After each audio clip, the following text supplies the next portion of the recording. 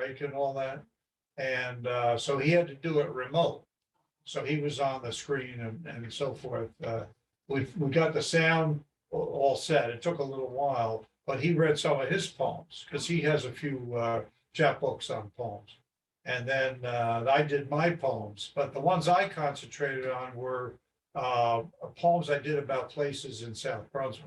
Oh, So beautiful. because I wanted to keep it local. Yeah. But we only had time for, what did we do, 3 or 4 poems? Yeah, we We got, did 3 or 4 poems, and there's 17 in the booklet altogether.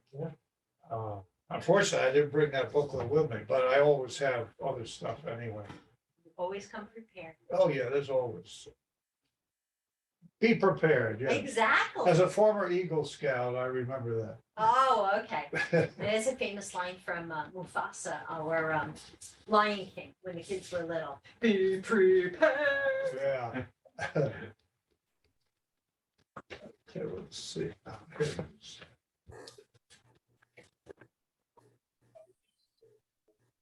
okay, people are coming in. They're signing in. Yeah.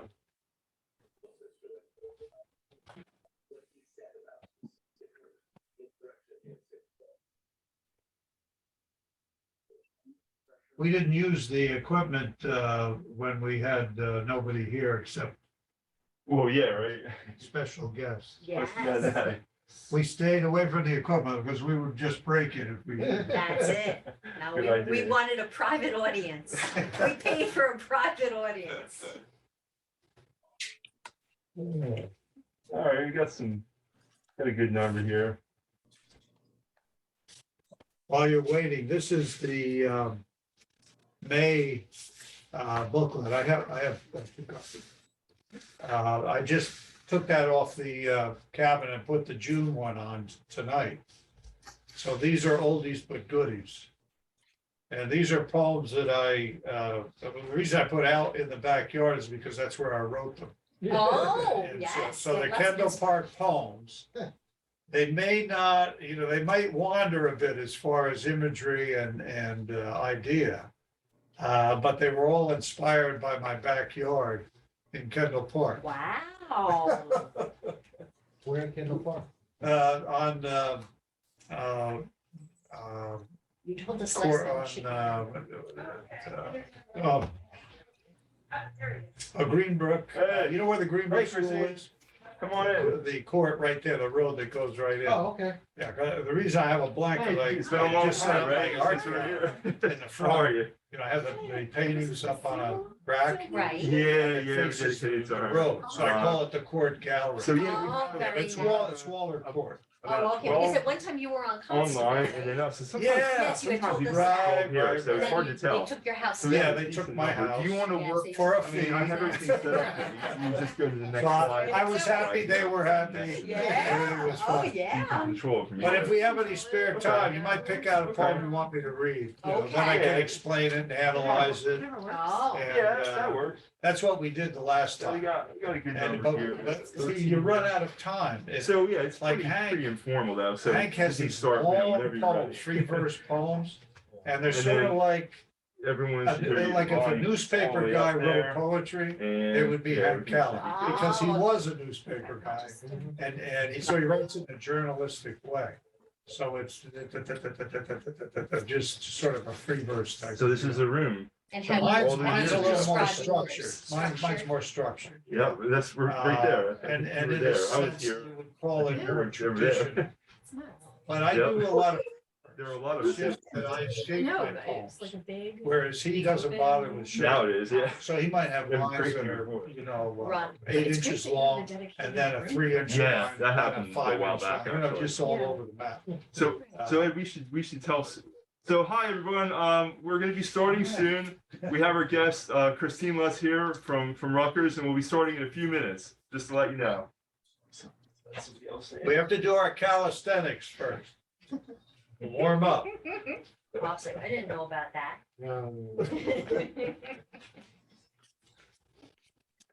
So yeah, I'll just This morning, we had a lovely deer in the And I can backyard. just- Oh. Yeah, that's We how got you a whole do it. I've never herd done it over on by the a- Greenbrook School. Oh, yeah. Yeah, and then that just goes through, it brings it to the Flowers next and one, stuff. and, you know, so Yeah, on now through I'm there. learning to And then, distinguish yeah, what it's they just like good and because what then I they can- don't, so Right. I went Sometimes I heavy let this year people on in, yeah. foxglove, Oh. because they don't like that. And I have the rhododendron, So really, all anytime you're chicken ready. wired off, so they Yeah. don't touch the rhododendron. Okay. Yeah, we have a neighbor across the street. There's only 4 houses on the street. You know that, But she right? feeds them. Yeah. She's got a whole big thing set up So on they a know it. platform, so they come from miles around. Okay, so we're ready now. We are ready. So tonight we have Christine Lutz from Rutgers. So Sinclair, what's you? It's confusing. Yeah, it's a little bit. Because it's the Rutgers Special Collections and University Archives is the overarching name of our department. And then within that, we have the Sinclair, New Jersey collection, which is print and audiovisual material documenting New Jersey. So I'm gonna try to quickly go through our divisions to explain. Okay. So we have our umbrella department and then sections within it. Okay. All right. Yeah. Sounds great. Okay, am I loud enough? Yeah, Okay, you're good to go. awesome. Okay, so that actually brings me to the very first thing I was going to say. So, and thank you for coming, by the way, and thank you for the virtual folks as well. So I am going to just kind of start out by talking about what is Special Collections and University Archives at Rutgers? What do we have for especially local history researchers, genealogists, kind of an eye to what we call community researchers and just kind of the general public. Then I'll talk a little bit about me and what I do there and kind of how that fits in. And guess I kind of run through the divisions. And it's not, but hopefully it'll give you a picture, just an overview of everything that we do have there. So let's see. So what is Special Collections and University Archives? We collect, we preserve, and we make available the rare, unique, and specialized sources to support study and research on New Jersey, the history of Rutgers University, and other select subjects that support the mission and especially the curriculum of the university and the needs of the people of New Jersey. And I'm not going to read all my slides, don't worry, but just for the intro one. And I've tried to pull out some just items, tip of the iceberg of the materials that we have in our collections to help illustrate. So here's just an example, and it happens to be Sinclair Service Station. So it's a New Jersey roadmap sponsored by the old Sinclair station.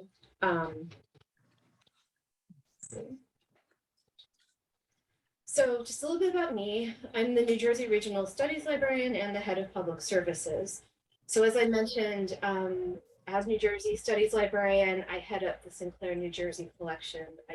I get to curate that collection, which is, it's named for the first curator of rare books and special collections, Donald Sinclair, who really, decades and decades ago, really made our collections what they are today and collected broadly on New Jersey history, culture, government, business, you name it, he was collecting it.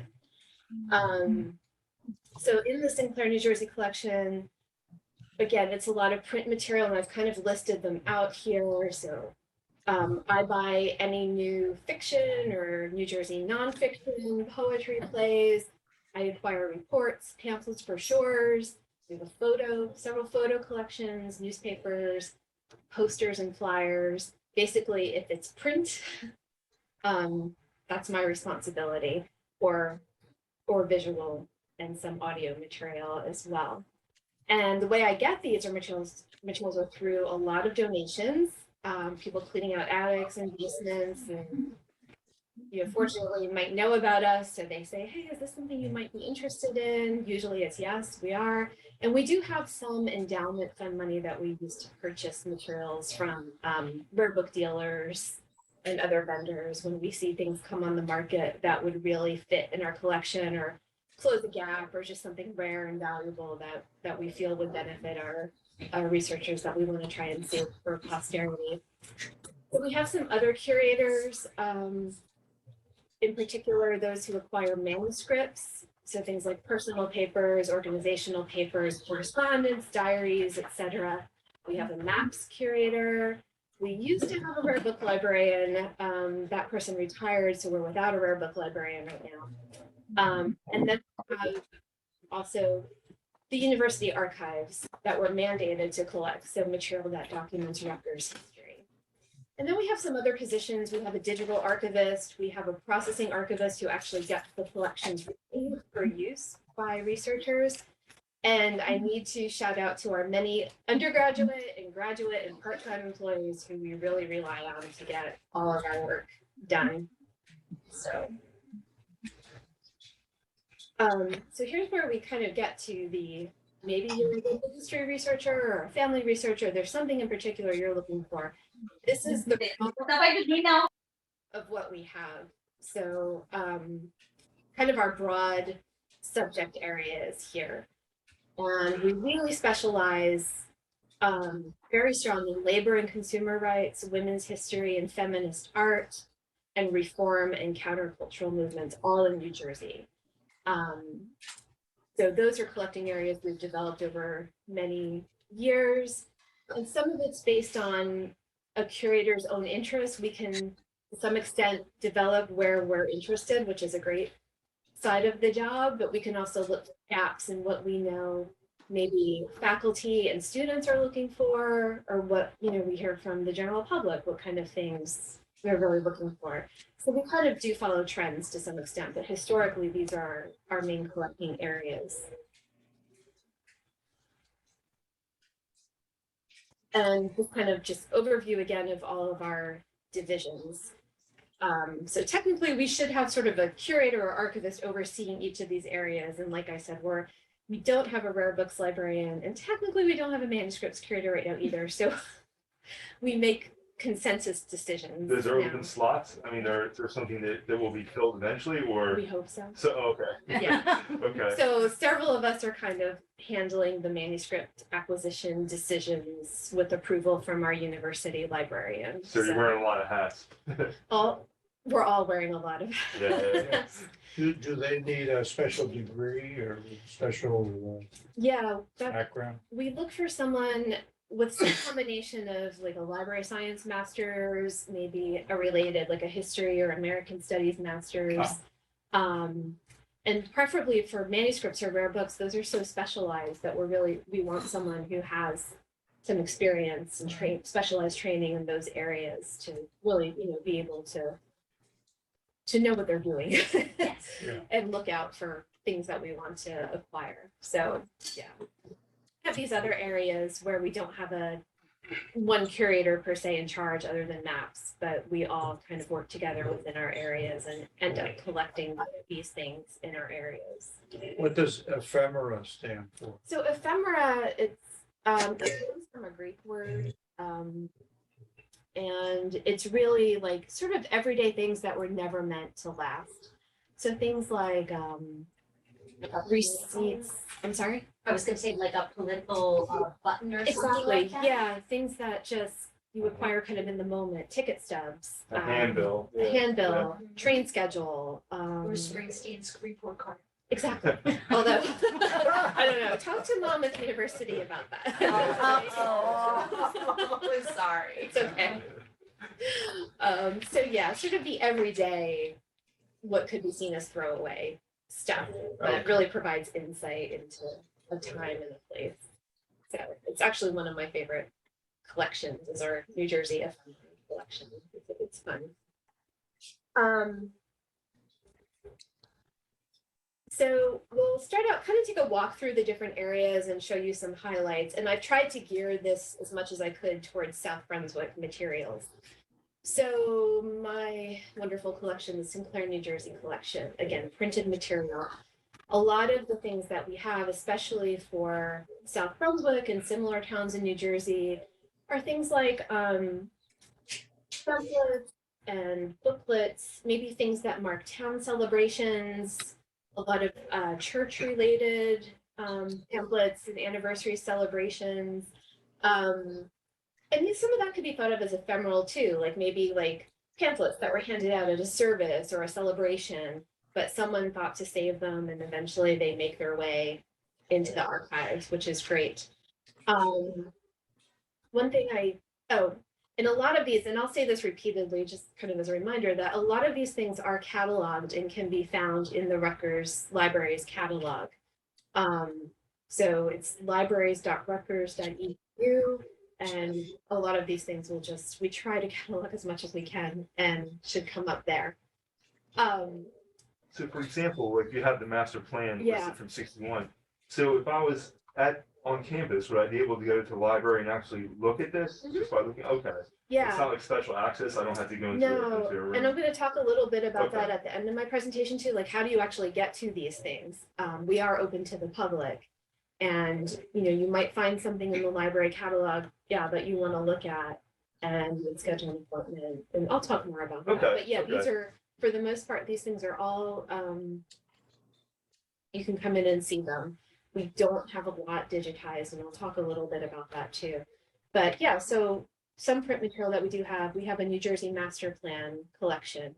And these are two that I was able to find on South Brunswick, so they can obviously tell you a lot about the development of a community or a town.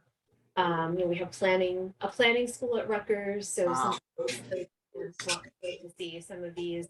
And then, current people working on town redevelopment or what have you might want to come in and look at some of these older master plans as a historic resource.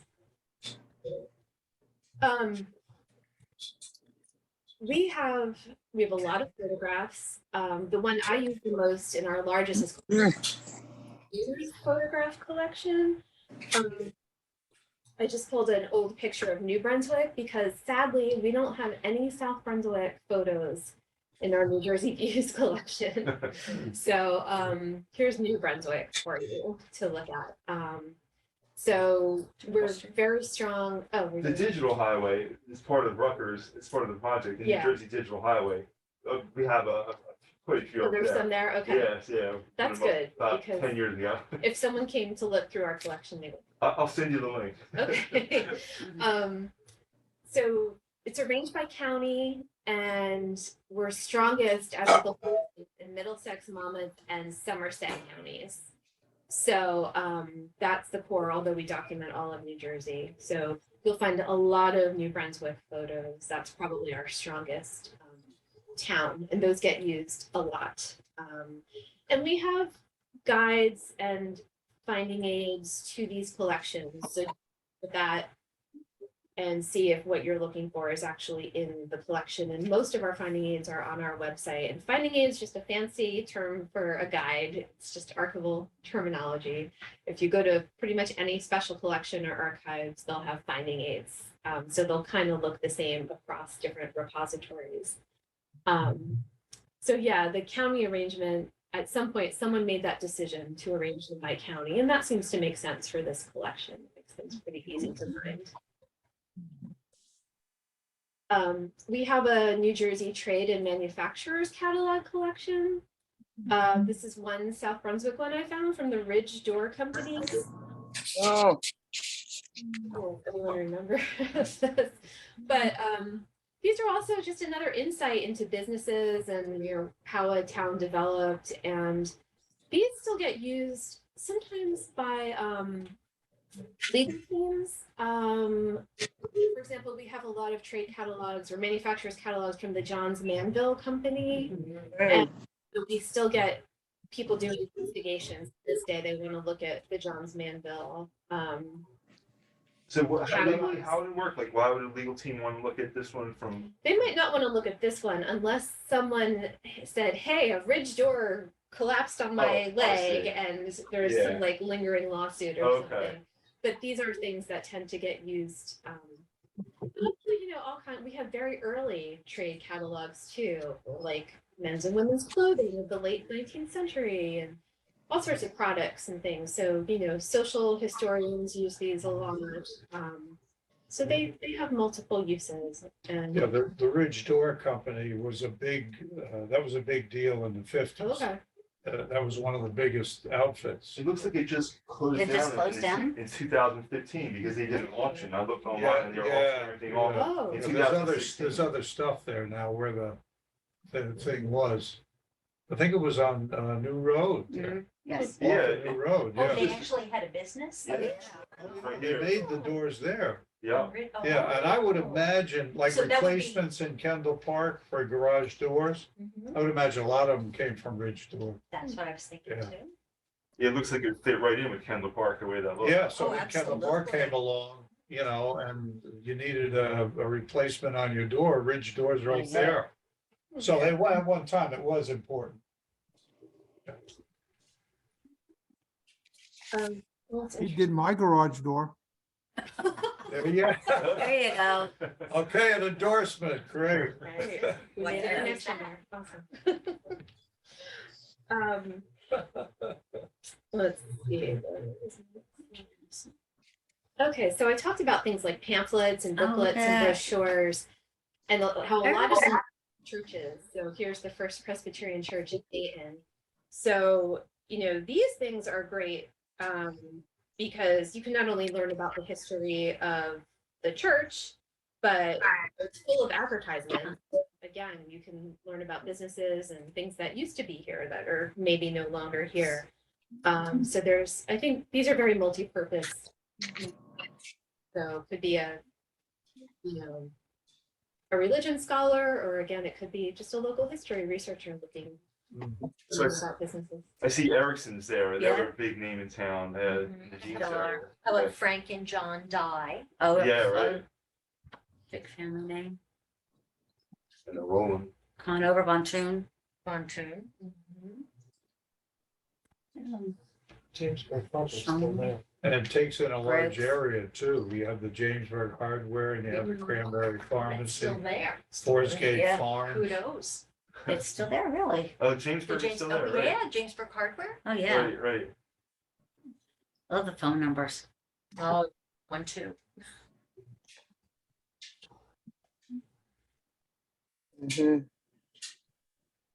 Where's Gate Farms?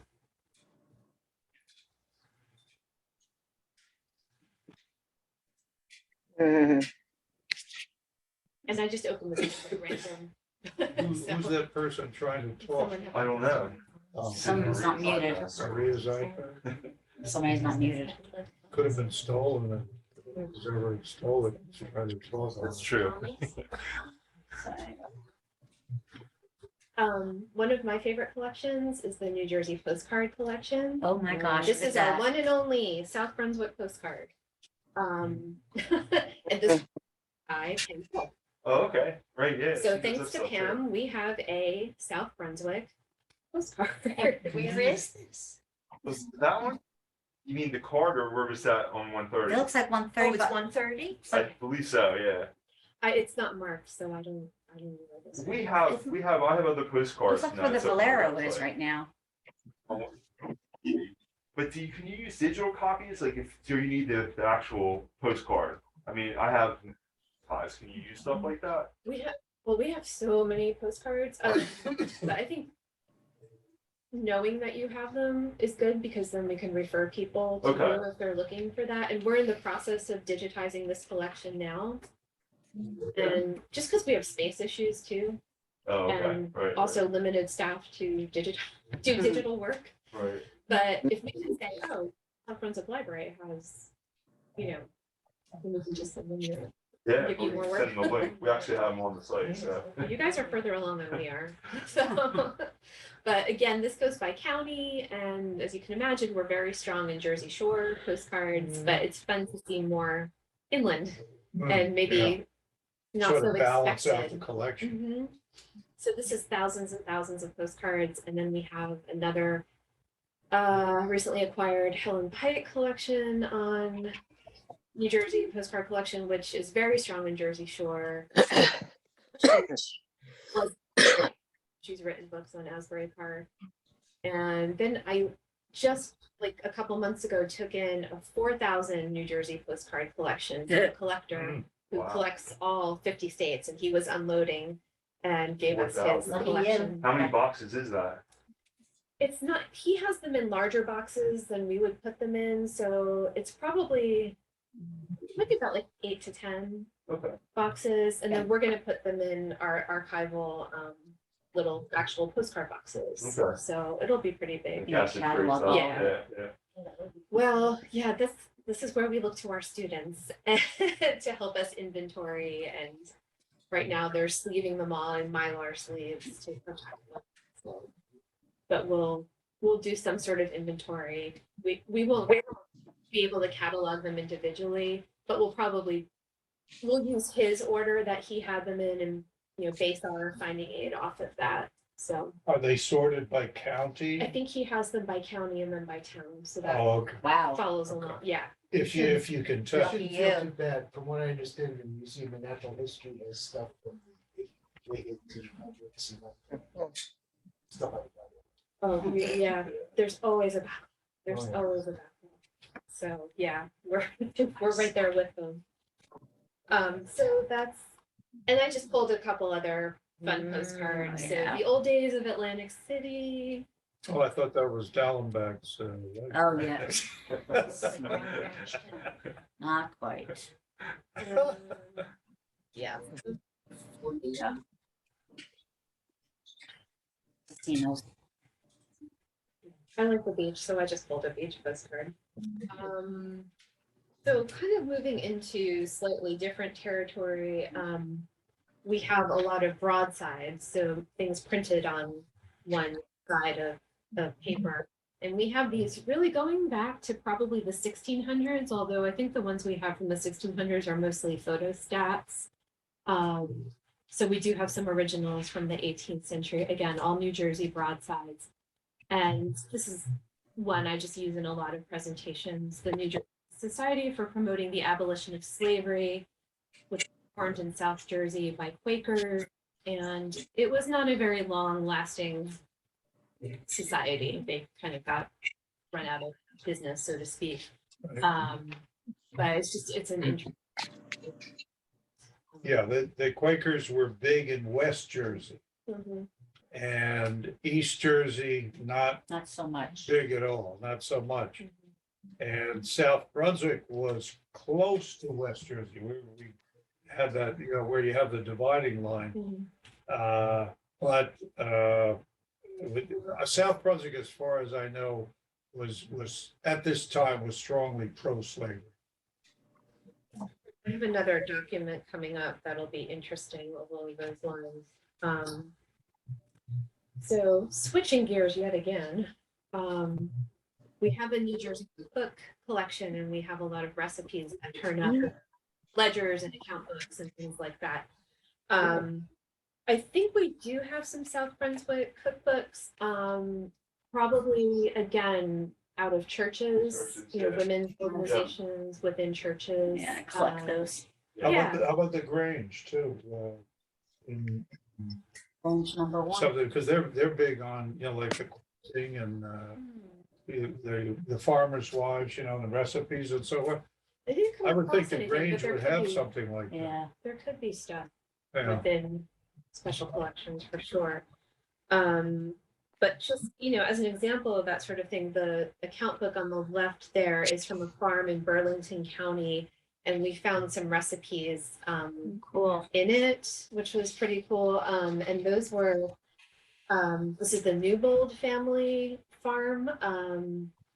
So the recipe is for things like calf's feet jelly, puff paste, that doesn't sound so bad, bologna sausage, cured ham. And then there's recipes for remedies for things like dysentery, canker sores, finger infections, and bots in horses, which I had to look up, and it was caused by botfly maggots in a horse's intestines. Oh. So if you ever need those recipes, you can find them. You know where to go now. Yeah. We'll help you out. So these are some of our slightly older things. Valentine beer. It's a New Jersey company. So, Oh, is it? Yeah. So we document Valentine. Newark. And that actually is a nice segue to like some of our more recent collections. We actually, a number of years ago, started a New Jersey beer collection to document breweries and the craft beer explosion of craft beer in the state. So all these smaller breweries, and some of which closed. So that's In the 90s pandemic? then, right? Mhm. It's the 90s when that kind of happened, right? When all the Oh, yeah, it started, yeah, like in all over, not just New Jersey, Yeah. but then a lot that kind of were doing okay, the pandemic hit and were shut down, so we Yeah. do have documentation of Okay. this and gotten some interesting things. We have some tap handles in the collection from that breweries donated to us and but just again, a lot of pamphlets and coasters and like labels from beer bottles. We do have a lot of beer bottles too. Oh, you do have the bottles. We do have some bottles. Oh. Yep, yeah, and they are empty. I'm not gonna say who drank them before they got emptied, but Some aging for Being the years. students. So if But- you wanted to see those, so let's say, for example, you wanted to see that collection, Mhm. you're gonna talk about that, right? You're gonna talk about that later? Yeah. Okay. yeah, and that, yeah, it's, come and see it. So that's a newer collection that we have, around 2015, like I co-founded the New Brunswick Music Scene Archive to document music in New Brunswick, sort of the history of clubs and venues that are no longer there in New Brunswick. And that's been largely through donations of people who played in bands and or were fans of music in New Brunswick and donated this stuff back to us. And the publisher of Jersey Beat, which is still running, although it's only online now, I think it started in about 1980, he donated his entire run of Jersey Beats to us. So they're great documentation on music in New Jersey. We also started a collection of New Jersey zines, so sort of self-published little magazines, DIY, and those really document cultures around New Jersey that we haven't documented so well. So really, LGBTQ plus issues, documenting more people of color through zines, feminist movements, things like that. So that's been a great teaching collection. The English department loves that collection. And they've been using the zines to work with students. And we've had numerous events where our students have come and made their own zines. And it's been a great engagement tool, actually. So zines are all online now, but you're saying back in they were like There's Xerox. a lot of online zines, but yeah, like they start out with Xeroxing, Xerox, right? yeah, I that's how remember like sitting at the kitchen table and like cutting out things and gluing them and then going to Xerox them at Kinko's or something. Yeah. A lot of music related zines, but there are a lot that are digital and unfortunately we don't have a great way of capturing those, but they're still being made in paper. Yeah, Randy and I started the music scene in South Brunswick. And so we have a lot of stuff about South Brunswick music. And Oh, yeah, there's a yeah. lot of people that it's amazing that the number of people that came out of the high school, South Brunswick Oh, High really? School, because they had they still do, a music program. Yeah, And they went on to fame and fortune, Oh. almost. I'll have to. But we have stuff that we could probably donate, or not donate, but share what we have. Yeah. I'd love to And- see it. Yeah. And the start, and I was gonna ask you about this, what do you have about the Yam Fest? The Yam Fest. Do you have anything I at don't all? know if we do. Okay, I that don't might be know. a good thing to check, because when you talk about this thing with the music and the art and all Mhm. that, and the underground movement and all that, it basically started with the Yam Fest, Mhm. because that's where the word happening came from. And it was on George Siegel's farm So in I- Davidson's I Mill. think the Zimmerly Yeah, the Museum, Zimmerly they has really some have, stuff. I don't think we have much of anything. And then, George Siegel's papers went to Princeton. Yeah, So it's almost like we kind of got cut out of that. yeah. But my coworker, Erica, who's the university archivist, she's very interested. She worked with the Zimmerly when they had an exhibit on Fluxus a number of years ago, and she's very interested in Right, all the of this. Fluxus But movement, yeah. we don't have a lot of documentation. I think it's probably in like Zimmerly's archives and Yeah. whatever's at Princeton. That's the another Siegel thing we could papers. share, what information we've gathered. Yeah. on it. Yeah. Yeah. We have yet to find a living person who attended the Oh, Yam really? Fest That from would South be, Brunswick, so we're still looking. But, that would be very cool to be Yeah. able to do a like. a yeah, little what history. that was, that came out of the you know, like the May celebration, you know, of revolution and all that. And they just turned May around and they came up. Oh, with I the didn't realize Yam Fest. that, okay. Yeah, yeah, and it occurred Oh, in May. There you go. In the early 1960s, and George Siegel hosted it. He used his farm to host it. And I always let off steam and say, the greatest gathering of artists and creative people in South Brunswick was at the Yam Fest. We've never had anything close to it since then. Hmm. And it was a happening. It was a lot of crazy. Maybe you should have like a whatever anniversary. Was it a Recreate year it. that we only? Well, did we're once? thinking of that. It's Yeah. just that a lot of people around here, you know, give a yawn Yeah. and scratch their head and they're not really into it. It's too many years have gone by. Yeah. And we don't have enough people that are thinking outside the box. South Brunswick, you know, it's a staid community, even with Kendall Park. So it's hard to push people, you know, into creative stuff. It would take a lot. If you know about it, though. Yeah. Oh, yeah, yeah. Well, we try to do, you know, I bring it up every time I can. It's such a year. Irritate and agitate. So anyway, some of our more recent collecting efforts. And this next thing is kind of out of left field, but just to kind of show Oh, darn. we've Joanne left Chesimard. South Brunswick, but remember the Joanne Chesimard case. We actually purchased this from a dealer, so her wanted poster with fingerprints. And Wow. I didn't mention it earlier, but we're also pretty strong in Black Power movement, Black liberation, related topics in New Jersey. So we have quite a bit. We buy, you know, any book about her, about Assata Shakur, you know, anyone in New Jersey who was involved in these movements. We do try to collect that. This is 71 or 73? It was 73. 73. And you know, my mom will say, I remember that. You Yeah. know, Mhm. I was almost born at this point, so And I can't remember. But Yeah, I remember. yeah, so so we're gonna zip over to the university archives now, briefly. One of our most popular things in the university archives are Rutgers yearbooks, and we have them for all the different campuses and divisions. So the Targum, not the Targum, the Scarlet Letter, the College Avenue or New Brunswick campus yearbook has been partially digitized.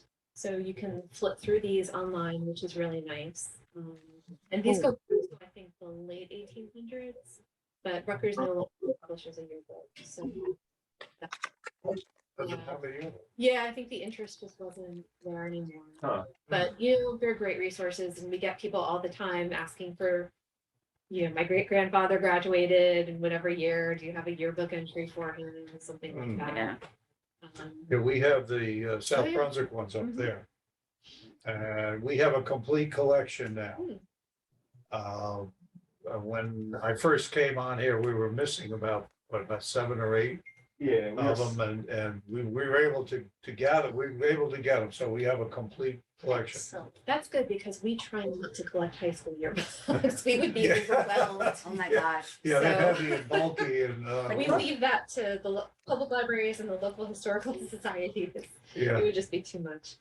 So the archives also, one of our more popular collections too is the Paul Robeson class of 1919 collection.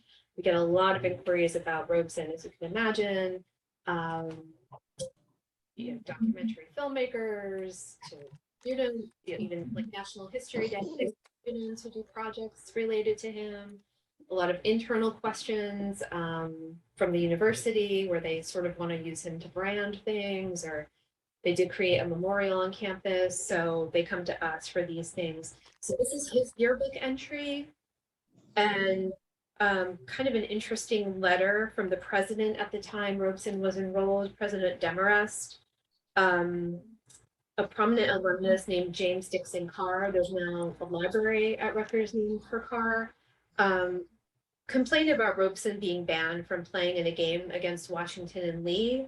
And Demarest's response to Carr was basically, oh, gee, if that happened, sorry about it. You know, very like, oh, well. So it's, you know, indication of the attitude at the time. And Yeah.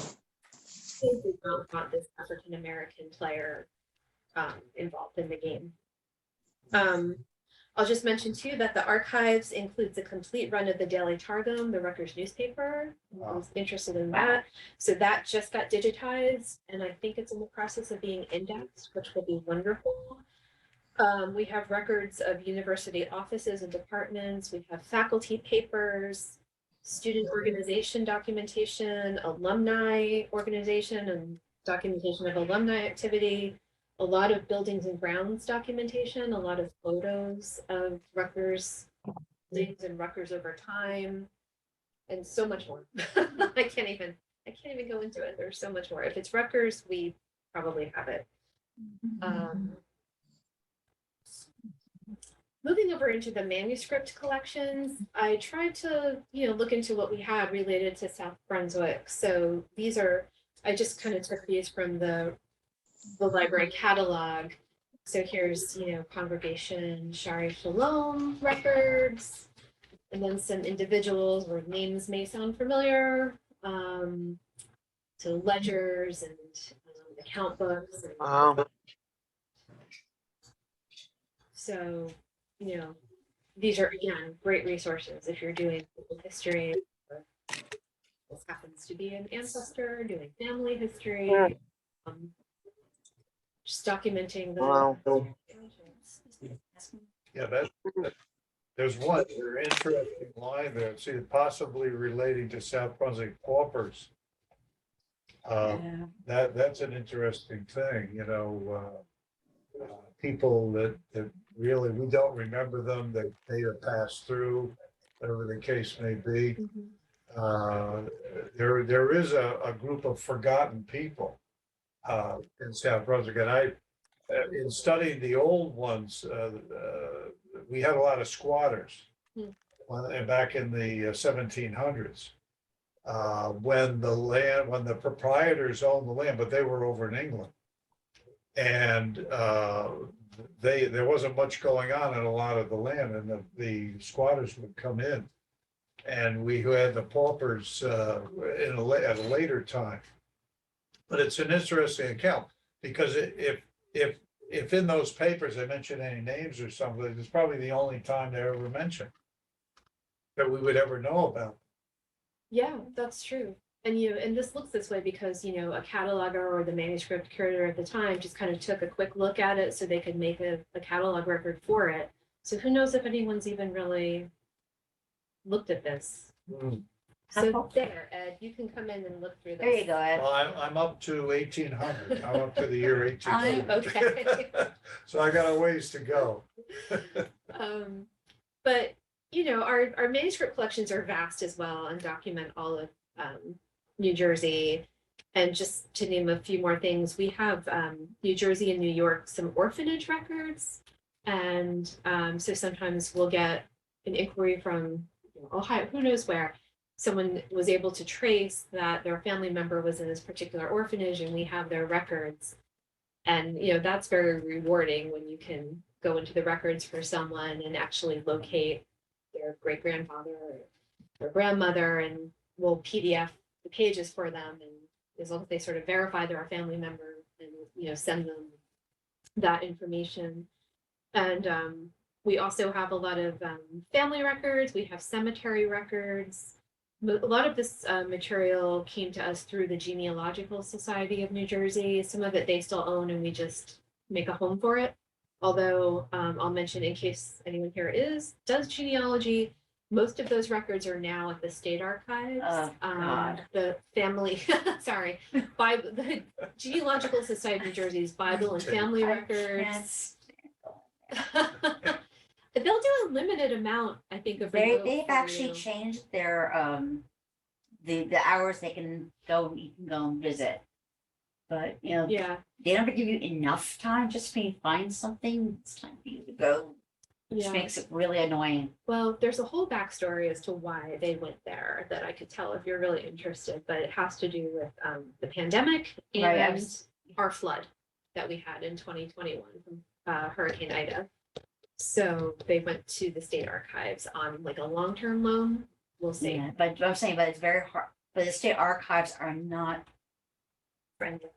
not friendly, it's just you can't do any extensive research, you have like a 2-hour window, Yeah. The one about this. Yeah. and it's really not a big window. Yeah, we've cut back on our research hours too, and I know that they're very understaffed, which could be part of why they have such tight windows. That's why we have such small windows now. We just don't have the staff to be open the hours that we'd like to be open.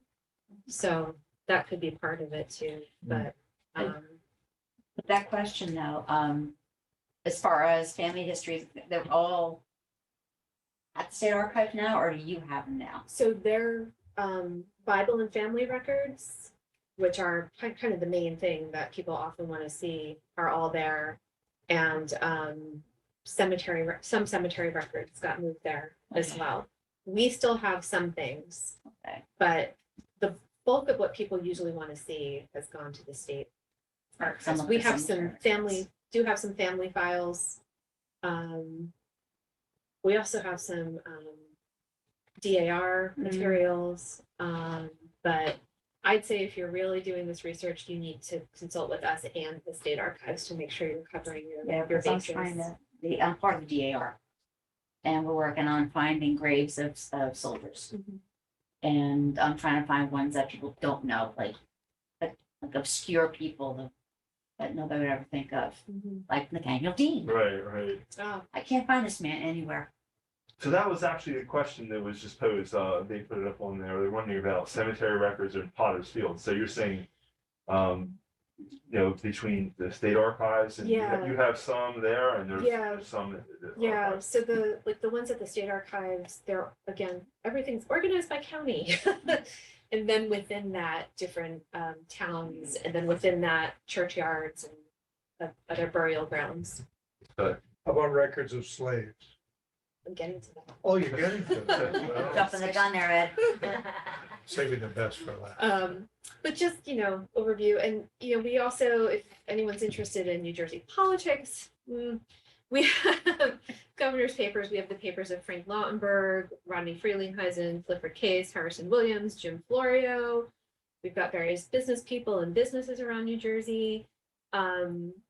Another thing I didn't mention where we're pretty strong is anarchist and utopian communities. Mm. So the Modern School and Ferrer Colony that were in Piscataway. We also have the records or a collection on the borough of Roosevelt. So those things get a lot of use too. And if anybody was a consumers research, I don't even know if they're still around, Consumer Reports. Yeah, They're still around. yeah. I know my dad had a subscription to that. We have the records of the parent organization, Consumers Research and Consumers League.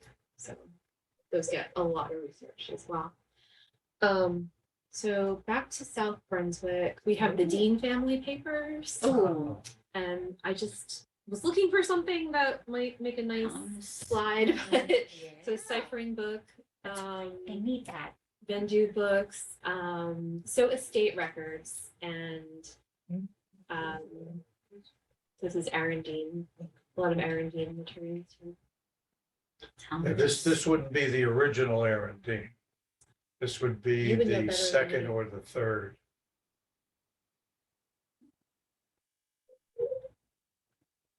So that, and then also in the Dean family papers, the Articles of Association of the Monmouth Junction Vigilance Society. I thought it said violent. Sorry. So that's how they spell Well, it. sometimes. So you can see, what were they being vigilant about? Mostly cattle thievery. Mm, Chickens and A cows. lot of cows were missing or stolen or whatever. mhm, So livestock, yes. that was the main thing. And we do have, we also have, I like these, the books of the strays, a lot from Middlesex County, animals that strayed. Really? Yeah, get a lot of that too. I don't know if we have them for South Brunswick, but some, Yeah, there's some of that. some parts of Middlesex County You know, it's sort of like sheep, last seen, you know, or Jeez. I think old newspapers that said somebody's Yeah. horse was on the loose, like somebody's Yeah. horse got out. You know, I Yeah. thought, wow, what a funny thing to have in the newspaper, you know? yeah, that was like the big thing. So Back in the day, that was very important. Yeah, sure, now we see about a cat on the internet, Yeah, but. that's like an expensive automobile, you lose a horse. Yeah. This is another South Brunswick item, the Ridge Debating Society Minute Book. So there's the Mm. cover and just a kind of a random page from within.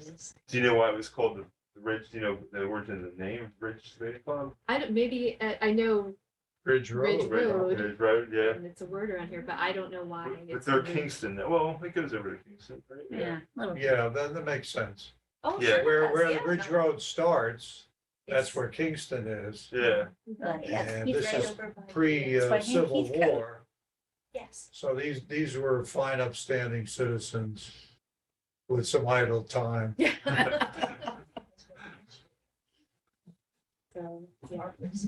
And then the slavery records. So we have Middlesex County records, and within that you can Family. find land records, road and bridge surveys, deeds, Court of Common Pleas records, and slave records. And those include including births of Black children and manumission, emancipation records. So they're what we have, as far as I can tell, is within the Middlesex County records. Mhm. And this is the birth record for Hannah, and I have the transcription. I, Charity Dean of the Township of South Brunswick in the County of Middlesex and State of New Jersey, do hereby certify that a certain female Negro child named Hannah was on the 30th day of March in the year of our Lord 1809, born of the body of Dinah, a female Negro slave of mine, dated April 5th, 1810. Charity Dean, recorded May 17th, 1810. And, Sounds familiar. that Dinah, That sounds also her familiar. name was Dine, D-I-N-E, that shows up. Hmm. Yeah, we have record of that. And Charity Dean and Hannah, we have record of that. Okay. That's a very interesting document. Yeah, so these are the kind of entries you see in the slave, Mm. the birth records. Yeah.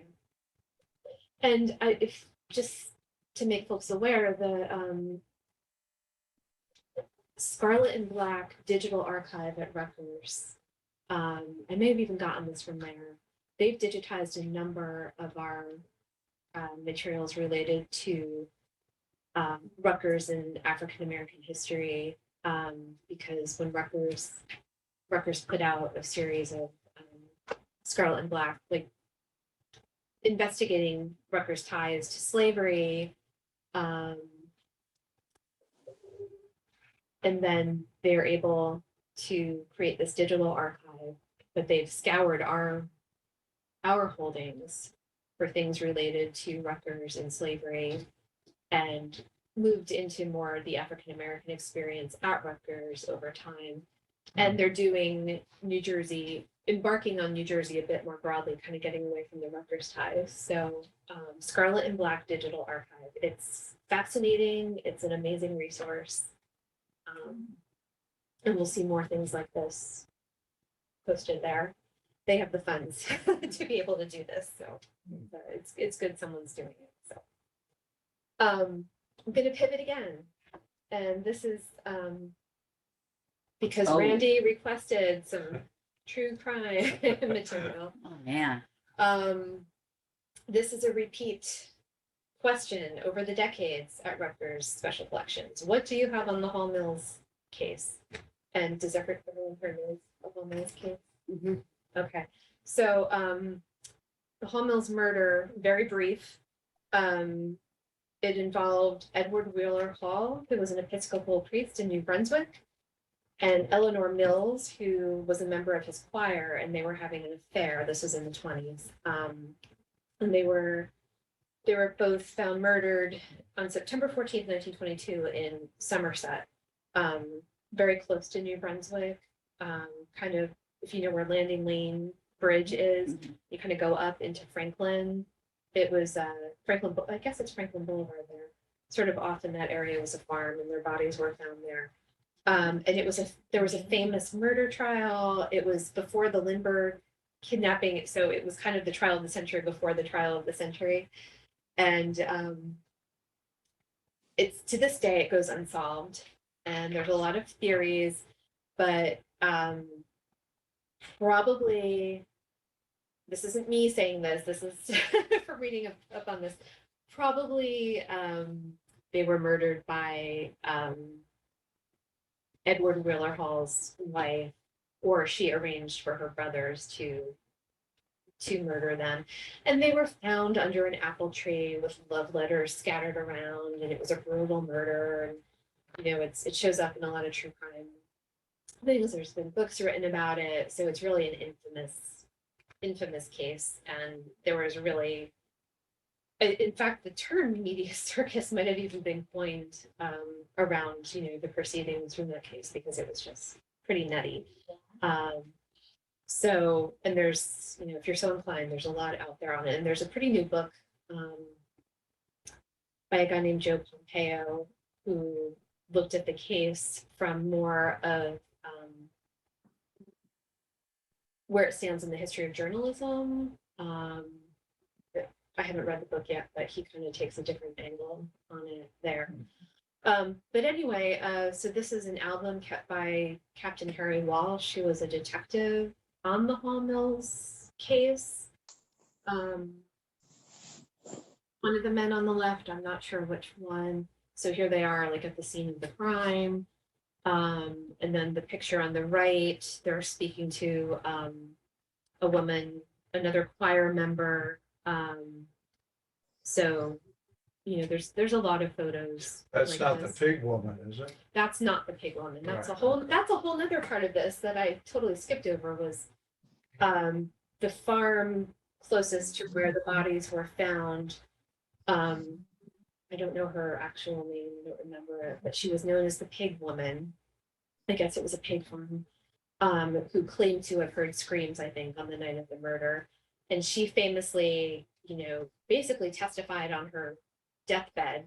They kind of wheeled her into the courthouse in Somerville, and there's part of the media circus right there, that this woman was, you know, on her deathbed here. Yeah, she was a little wacky. Yeah, that was another, yeah. She turned out to be an unreliable witness. Yeah, I think she Yeah. gave false. Yeah, there were all sorts of theories. William Kunstler wrote a book Yes. about it. And I think he was intimating that the Ku Klux Klan had something to do with it. Yeah. So like some organized group came in and did this thing. It's a very interesting case, It fascinating. is. And here's a shot, and then a bunch of boys outside the courthouse looking in. So again, this is 1926 at this point, I think. So something sort of in our own lore in special collections is that we once had records of the case, like the official records. And there was a piece printed up in the Journal of the Rutgers Library. So after the trial, the depositions and grand jury transcripts, as well as many other documents and physical evidence, were in the Somerset County Prosecutor's Office in Somerville. A subsequent Somerset County prosecutor who just had a personal, just was fascinated by the crime, Arthur Meredith. So he actually built a display case for some of the evidence to show in the courthouse. After he left for a judgeship, this was in the 60s, a successor notified him that he was just going to dispose of all the Hall Mills records and evidence and whatnot. So Meredith agreed to take possession of it. And in 1981, he gave the evidence and other materials to Rutgers. So we had it from 81 to about 2002, maybe. It was original newspapers and photographs, police correspondence, letters from Frances Hall, the minister's wife, to her brother, letters to and from the prosecutor's office. There were even letters between Reverend Hall and Mrs. Mills. there were diary transcripts, again, physical evidence like clothing and personal effects of the victims, fingerprints, just all kinds of stuff. So what happened was that a new prosecutor came in and somehow caught wind that we had this material and basically replevened it, like we took it back. And I guess maybe threatened legal action if we didn't give it back. So all the material is back with the Somerset County Prosecutor's Office. Mm. And I mean, they let Joe, the author of this recent book, they let him come in and look at stuff. So I guess they do, or at least for certain people, make the records available. Mm. But it was interesting for us, you know, it's before my time at Rutgers, but it's still a story that we talk about. This is the closest South Brunswick comes to the Halls Mills murder case. I don't know if you have that book, but we had this guy in. By Brian. Yeah, and I think he's big with the South South River River, Historical Society. But you folks might want to check it out too. Yeah, there's actually some things in there from our collection. There's, Yeah, because the Wines Hotel was where supposedly the We plot should have was this. hatched. And then the guys who committed that murder went over to Franklin Park, which is right on the border. Mhm. I do think we have that, and I know Brian, and he's contributed some stuff. So we can match the whole Mills murder. case. Yeah. You know, no, If there's no that's sweat. if that's a thing you want to compete. For tourists, you know. Yeah. So I'm gonna move away from the grisly stuff and just talk briefly about maps because they're really important, and we have some wonderful maps. Just a variety of different types of maps, and you can see this one includes South Brunswick.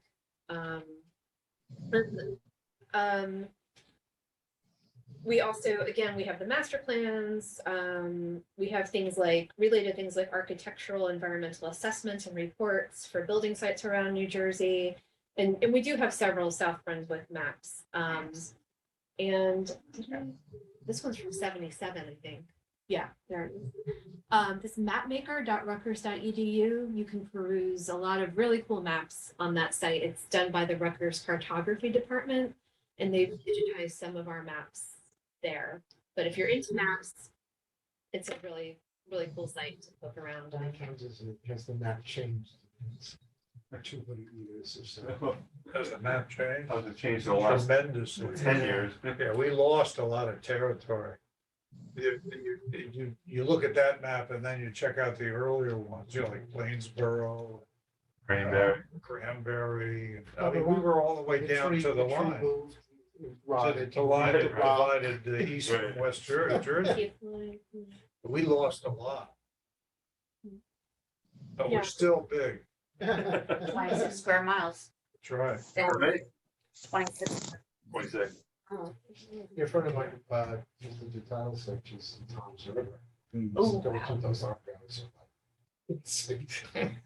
He said there's actually documentation of like King George to so and so. Oh, that's cool. Yeah. I love They that. actually have that on, yeah. Yeah, maps are, I think if in another life, I would have been a map curator, but How far back to your maps go? I probably need to ask our map curator, but I think we have maps back to the 1600s. Okay, it's a little bit earlier than I need, that's okay. Okay. And the Maybe. further back you go, the least accurate they are. Right, Right. And it's interesting to note, if you go back to the late 1600s, early 1700s, all that land that you see there was owned by maybe 2 or 3 people. That was it. And one of them Those was were the proprietor. Yeah, one of them probably wasn't even here, so. Right, they were absentee. Mhm. There's a really great, it's really an exhibition catalog, but Princeton Special Collections a number of years ago did a really terrific exhibit on New Jersey maps, and the catalog, which is huge and like this thick, has a lot of really great reproductions in it, and it just really tells the story of New Jersey through maps, and I love it. It's just such a thing. Many universities got the money for it. Oh, yeah. yeah, it's not easy, you can't really get, back in the day, I couldn't get in there, you have to pay to go all, to walk in there and do Yes. anything. It's different now. I worked there for many years. After I worked at South Brunswick, I left Right. to Princeton. So it's more open now, Yeah, it's especially open. the special collections and rare books department. And a lot of the folks that sort of held that line have retired. So there's definitely been When a you figure a back scene to loosening. Rutgers and Princeton, I mean, the two oldest universities in this country, documentation, books, the knowledge. It's a history of the country. not just the- Yeah, oh, absolutely. And that's what I try to tell our students too. Like New Jersey, it's sort of your gateway, but it's, it's the Maybe history of the 22 of the country. biggest cities in this country. Maybe not past New Jersey. Something like that. And then just a couple other maps. I mean, everything from sort of the mundane, like a realty company map, and then, things that are kind of buried in other area guides. There's a lot of that as well. That would have been important at one time. And I just want to mention newspapers as well as another important resource. And we probably don't have as many newspapers and special collections as people think we do.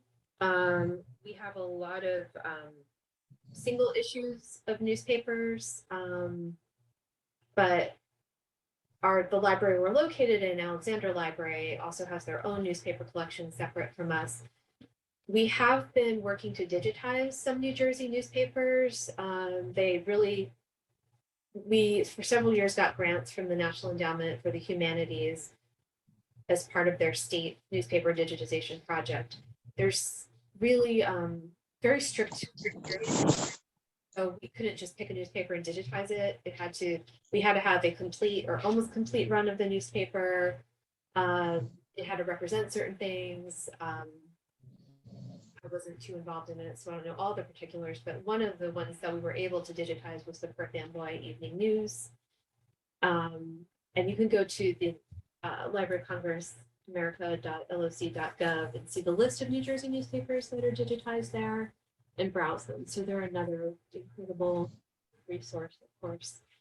And if anyone's really interested in this, a colleague of mine at Rutgers Newark made an amazing guide to New Jersey newspapers, what's digitized, what's not, who has what, how to do newspaper research, what you has, what's freely available. So she really did a very thorough overview of how to do newspaper research. And that kind of wraps up what I had to talk about, but this gets to the question of how do you do research with us? And yeah. So this is Alexander Library on College Ave in New Brunswick. We are inside Alexander Library. You can freely walk in, but you do need to make an appointment with us. And that's because right now, most of our collections are stored off-site in commercial storage because of the flood we had. All of our material, not all of it, but the bulk of our collections were stored in our offices and reading room are on the basement level of Alexander. Our collections were in the sub-basement. No.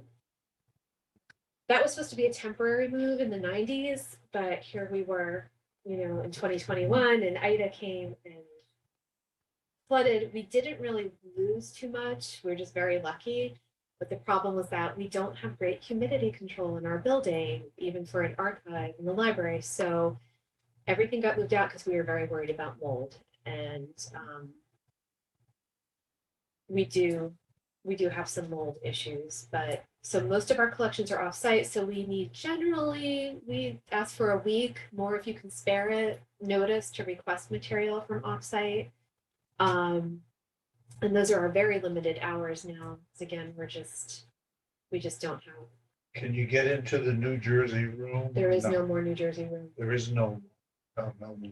So the New Jersey room was our reference room. We had a reference desk. You could just walk in there. You could browse the stacks in there, which was mostly New Jersey books and Rutgers publications. We had to turn that over to storage because when we sent stuff off-site, we did want to keep most frequently used materials on site, things like the Middlesex County records and other collections. Oh, there's one I didn't mention that I need to mention. So things that just get asked for a lot. So we actually demolished the reference desk that was in there. Brought up all our filing cabinets from the basement. Those are all, everything in the filing cabinet is in there. And all of the stuff that comes and goes from Iron Mountain, we have our own mountain of Iron Mountain boxes in there that we work with. So we have a small reading room on the first floor of Alexander Library now. So they did give us a space. Has parking improved on College No, Avenue? it's gotten worse. Why do they do worse. that? I think, I mean, it makes it very I'm an alum and like, I don't even want to go on campus because you can't park No, anywhere. it's a huge problem. Well, they And got it's rid of all the only- street parking. They Here's put it, in bike lanes, which believe me, I'm pro bike lane, but they got rid of so many metered Yeah. spots. to here's do a that. tip. You know where the White Mansion is in the park, Bucklew Yeah, Park? the Okay. Eagleton Well, or there's two, Bucklew. Bucklew, you can park along the road there Right. in the park, that's what I do. And they very seldom check, either because it's a 2 hour Mhm. limit, they very seldom check. So you can be there for quite a while. And then if you get up close to where the White Mansion is, past the playground area, there's some parking in there. I park there and then walk down past the White Mansion, get to the library that way. It's just And they don't insane. bother you when you're Yeah, up there. That's ridiculous though. Yeah, you gotta do a little walk, but you can do it and you don't have to pay anything. You can buy, they will sell you happily a 1-day visitor pass. And I think that actually does let you park in the College Avenue deck or across the street behind the College Avenue gym. You need a hunting license for a parking space. Yeah. And another thing is where they had the alumni building. And where they had banquets and stuff like that. Yeah. That parking lot is like deserted. The only thing I've seen in there are like construction vehicles and maybe one or two. Yeah, And there's a whole mess of space in there where people could park. there is. I see a And, but, cop in there yeah, I guess sometimes. if you park there, they'll give you a I ticket. think so. Yeah, I wonder about that too, because it's just wasted. yeah, right, wasted it's right space. there and you could just walk right up to the library and you're all set. No, So, and we can't give out passes. We don't have that. Yeah. I'm not gonna take a bus and push. yeah, well, there's sneaky things you can do. But the park You is gotta good. survive. If you can walk just a little bit, you can usually find parking in the park. That's true. I park by a seminary once.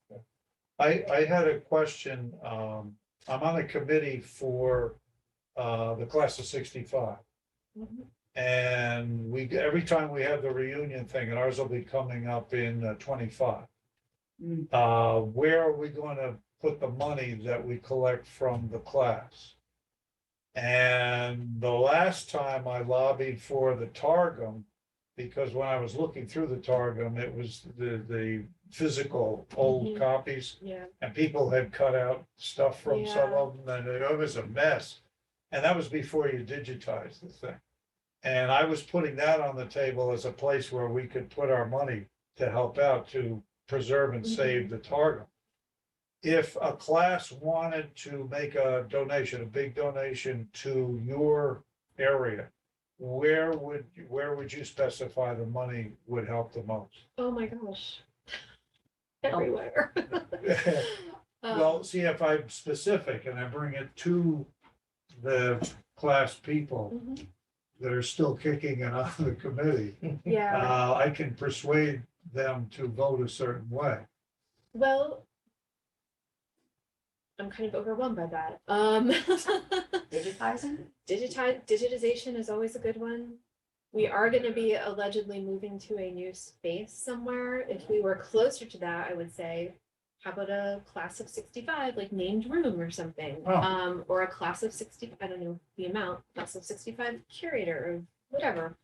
But digitization is a huge thing. If there's, Does that have a fancy official title or just the word digitization? you could just say digitization efforts. You could specify, if your class had a strong interest in some aspect of New Jersey, we could focus on that. If it was something with the university archives, Mhm. the Targum is done, but there's, Erica Gorder, our university archivist, can certainly talk to you about what the most pressing digitization needs are in the university archives. Cool, okay, That's very cool. that helps me.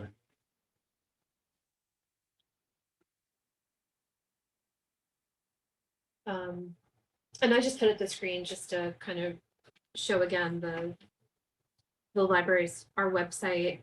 And what I just tell people too, especially students, is just Google us. We do have some digital exhibits and collections online. You could just Google Rutgers digital exhibits, probably the easiest thing. We do have a variety of digital exhibits up, some of which are pretty interesting. And we are on social media, though we lost our staff member who managed our social media, so we're not currently very active on social media, but you could go back and look at the cool things she posted before she left. And we also have a blog called What Exit, where we have a number of stories and things about new acquisitions and different things going on. And we had some folks doing historical baking for a while. They Oh, I would love take that some stuff. of our old recipes and cookbooks and try out the baking with varied results. So Yeah, some of those recipes are not easy to, Burn the water. there's not exact measurements. No. Or you don't No. know what this is that you're supposed to. and they do put things in by it. pounds. I think Yeah. the social media thing, when you lost that person, that was a great way, to disperse the information out there. It's really, it doesn't seem to really cost much to do, because you Yeah. digitize it and then you just put it out, you seem to get a big response. Because that's what I do with our stuff, and I get a really, really pleased with the response I've gotten, Yeah. I think it really got us out there, and she was great at engaging with other Yeah. repositories, and we just don't have someone who has the bandwidth to take it over right now. Yeah. So it's a shame. But It gets it out of there, from the files and out exactly. everywhere. Yeah, exactly. And just my closing slide, and you can always feel free to contact me. I see every reference question that comes in anyway, so and if I don't have your answer, I will get you to the person who does. And then my final slide was questions, and which we've already had. And if anyone has projects or Well, mine, ideas, you have. Yeah, does anybody out there have a question? In the ether? I have a comment. This one thing I found is interesting one time. My son lives in Somerset, and somebody found this, that on a map on your Rutgers stuff of the development he lived in, or was barely started because the Depression happened and it folded. The back side of the map had a whole poster for buying these houses. So there's actually like things you wouldn't expect to find, but it was there, and we had it printed and cleaned up, and it's hanging in his house. nice. Interesting. And there was a question, there are family genealogies available. I saw a flash. Yes, we have quite a number of published family genealogies. They're all cataloged and findable through the Rutgers Library's catalog. And then sort of these family files that the Genealogical Society of New Jersey keeps as well. And then there's also, like, Rutgers Libraries also has its own kind of smaller genealogical collections. I don't know that there's any online guides to those. They might just be paper guides in the repository, but we could always look up a family for you. But we do have a lot of published ones.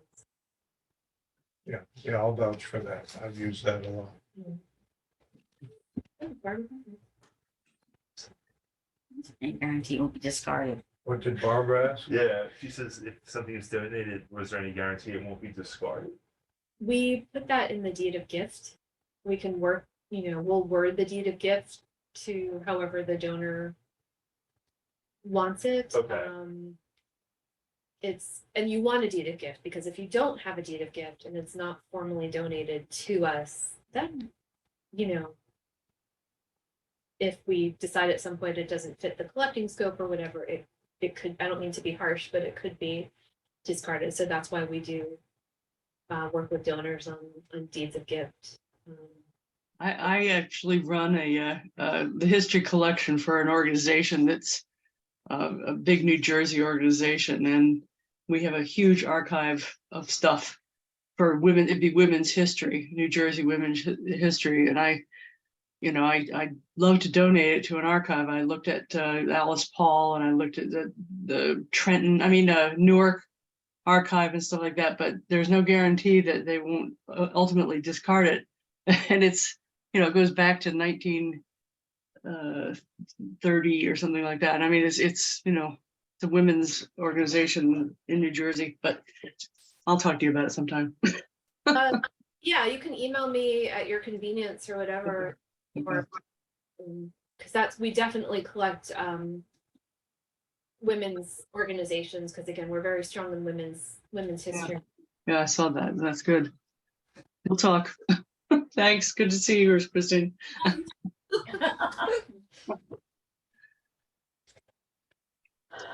I have a couple questions. If what would you say is the most important document in your collection? What's the crown jewel in the special collections? Is that a hard question? That's a hard question. Yeah.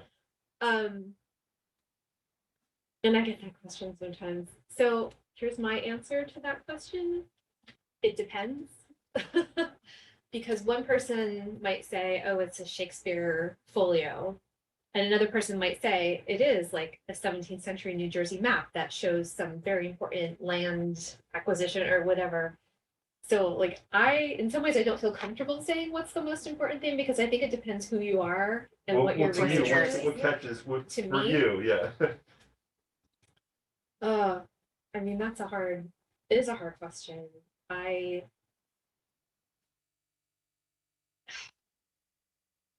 It's like, it's impossible for me. I know, because one day I'm like, I love this, and then the next day I love that. But I tend to really like just the everyday items, like we were talking about, like the ephemera of every day. Yeah. That just documents kind of regular life in New Jersey. And as the curator of like printed material, like I'm definitely drawn to those things. The little things that just give you so much insight into. Yeah, they're fun. Yeah. It's like fun. Yeah, but I don't even know if I can name like an 18th century pamphlet or something like that. Okay, so But- ephemera. So I don't know if this is another one that's unanswerable, but what would you say is the most unusual or interesting question that you've received? If that's a tough question. It's a tough question. I mean, Yeah. I've literally answered like thousands of reference questions in my life between Princeton and Rutgers too. So I think, I kind of mentioned it before, we get these questions from people who are just trying to find out who they are, where they came from, who their family was. And that's where we go to these like orphanage, and one is called Sheltering Arms. And people will kind of pour out their story, and sometimes you're just like, oh, I really want to help this person. I really hope we have something. And I think those can be some of the most interesting questions. And then you kind of go to the Register of Children, and it's almost like you're researching your own family, and you're like, please show up, please show up, please show up. Oh, yeah. And then you're like, you see them, and then you can, copy it and send it to this person. And sometimes there's a file that goes along with it, and you can give them this whole file of information on who their family member was and why they came to be in this situation, and sometimes what happened to them afterwards. So it's really, and people are, very grateful for that. So it's very information. gratifying. It's to be very able to do that. gratifying. Yeah. I have a personal living experience of that involves the Rutgers Library. Oh, I was teaching at the Gibbons School, which was an alternative high school on Douglas College campus. And we had community service as part of the regimen for the kids to do. And they had to do something within the Rutgers community to help out. And we had several kids over at the Rutgers Library helping out. And I was to go and check on their progress, see how they were doing. And I had some idle time. And at the time, I was searching for my natural father, whom I never met. And different last name, the whole bit. And I just had a couple of clues, and I was fiddling around with some resources over there in the reference thing. Somebody who was working in the reference department came over and asked if I needed any help. So I told the young man what I knew, and that somebody in the family was big in education. I think it was out in California, and I had a last name. And he said, well, we have a whole collection of directories, school directories, national. And let's see, so he disappeared, went somewhere to locate whatever it was. He came back with a California private school directory from the 1930s. In it was the name Edward Selden Spaulding, headmaster of the Laguna Blanca School, Santa Barbara, California. That was my original name. I was never able to obtain my baptismal certificate, but my birth certificate, but I was able to obtain my baptismal certificate. And that name was on there. So I thought this must be my father. Turned out to be my grandfather. So I was named after my grandfather, and he was the headmaster and founder of that school. And if it wasn't for Rutgers and that guy who just happened to, put two and two together, it would have taken me many more years to track down and so forth. So I'm very thankful to Rutgers Archives for that. And so I know what you're talking about.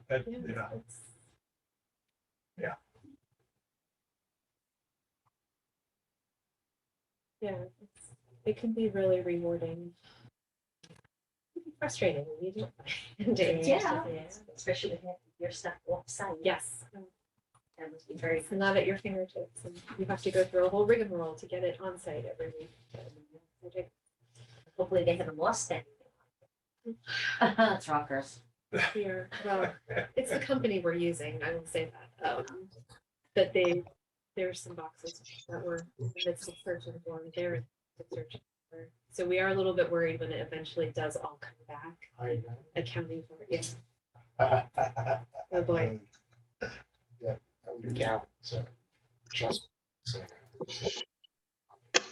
They were not my personal choice. You're probably a little bitter. Yeah, I was Nobody gonna say, it came down to that. Probably did. Yep. Peter, Oh, look at that. Wow. Nailed it. Wow. perfect timing. Well, Christine, thanks for coming out. Thank you. It's really good to have you here. Great. Thank you. And, so yeah, I don't know if there are any more questions out there, but if not, have a good night. Save them for next time.